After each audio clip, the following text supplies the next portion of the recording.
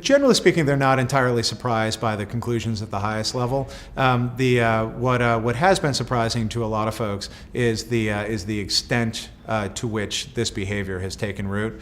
The two data points that had really hit me over the head when we got the data back were one, among those that bought in brick and mortar stores, 53% of the people that we surveyed had bought from the store whose website they'd spent the most time on doing research. And then 80% of the people that we surveyed bought from the retailer that they had, or bought from a retailer that they had visited.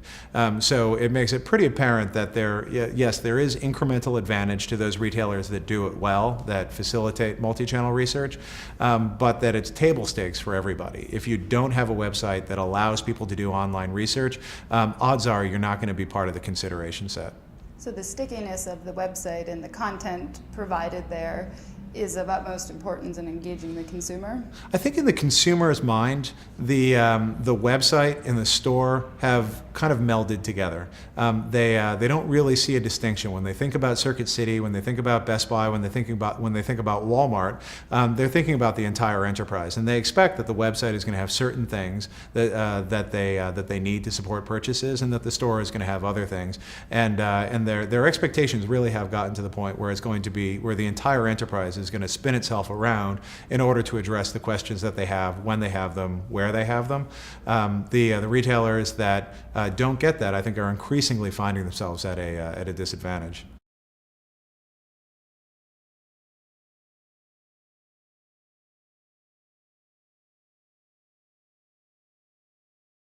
There's certainly a lot of value to some consistency in terms of messaging and in terms of the experience at a high level, but there are different things that people are looking for in each channel.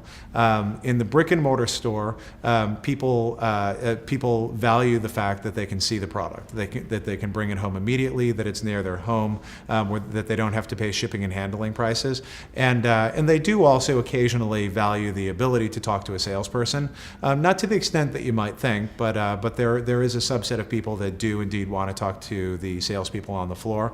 The website offers a very complementary set of attributes, but they do tend to be different.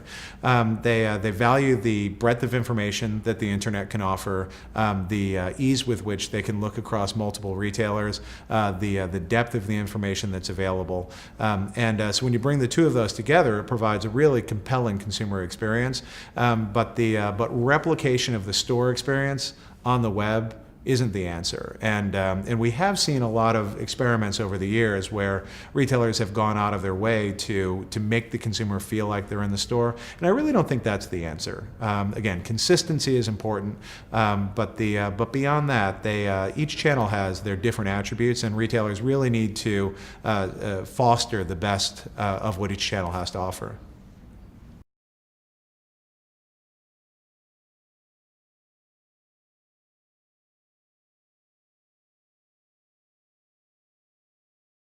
Free shipping really is valuable to the consumer. Shipping and handling costs over the years has proven to be, if not the top impediment to online sales, certainly one of the top 2 or 3, regardless of the category that we're looking at.